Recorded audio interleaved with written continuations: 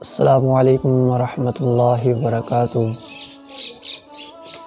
حاضرین کرام، اس زندگی میں ہر انسان کا کسی نہ کسی نقصان اور حادثے سے واسطہ پڑ ہی جاتا ہے۔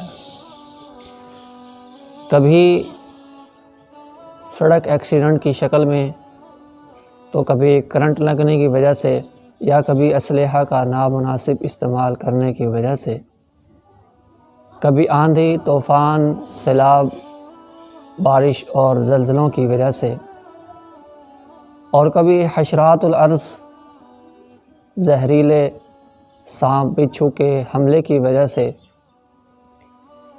اور آج نقصان اور حادثے کی ایک نئی شکل نے جنم لے لیا ہے، جس کا نام سوشل میڈیا ہے، جس میں انسانوں کی ایک بھیڑ کسی بھی ایک انسان پر کوئی بھی الزام عائد کرتی ہے اور اس کو اس قدر بدنام کرتی ہے، اس کی زندگی کو جہنم بنا کر رکھ دیتے ہیں۔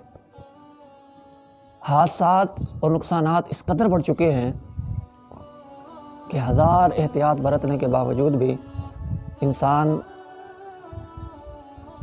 اللہ نہ کرے اگر کسی نقصان یا حادثے کا شکار ہو جاتا ہے،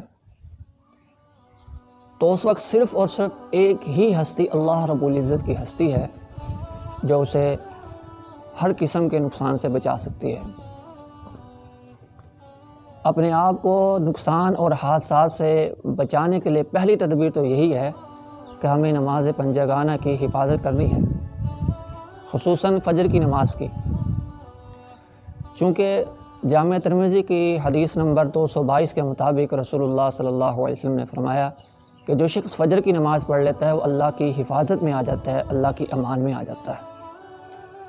تو آج دیکھیے، ہم نماز فجر نہیں پڑھتے اور دن میں سارا دن ہم اپنے گلے شکوے کرتے ہیں نقصانات کے۔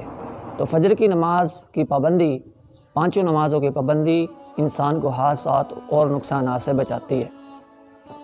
اسی طرح دوسری تدبیر ہے دعا کی۔ یہ ابو داود کی حدیث نمبر 5088 ہے۔ حضرت عثمان بن عفان رضی اللہ تعالیٰ بیان فرماتے ہیں کہ میں نے رسول اللہ صلی اللہ علیہ وسلم کو یہ فرماتے ہوئے سنا ہے، جو شخص تین مرتبہ صبح اور 3 مرتبہ شام کو اس دعا کو پڑھ لیتا ہے: بسم اللہ الذی لا یضر مع اسمہ شیء فی الارض ولا فی السماء وهو السمیع العلیم۔ تو اللہ تبارک و تعالی اس کو اچانک مصیبت اور نقصان سے محفوظ رکھتے ہیں۔ اس کا ترجمہ کیا ہے کہ اللہ کے نام کے ساتھ، کہ جس کے نام کے ساتھ کوئی چیز بھی ہو، زمین کی ہو یا وہ آسمانوں کی ہو، کوئی چیز بھی اللہ کے نام کے ساتھ نقصان نہیں پہنچا سکتی، اور اللہ خوب سننے اور جاننے والا ہے۔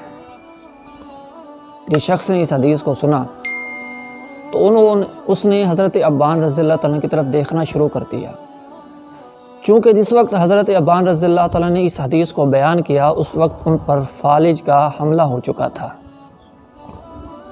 تو حضرت ابان رضی اللہ تعالیٰ نے اس کی نظروں کو بھانپ گئے اور کہا کہ رسول اللہ صلی اللہ علیہ وسلم کی بات برحق ہے، بالکل سچ ہے، لیکن میں غصے کی وجہ سے جس دن اس دعا کو پڑھنا بھول گیا تھا، اسی دن میرے اوپر فالج کا حملہ ہوا تھا۔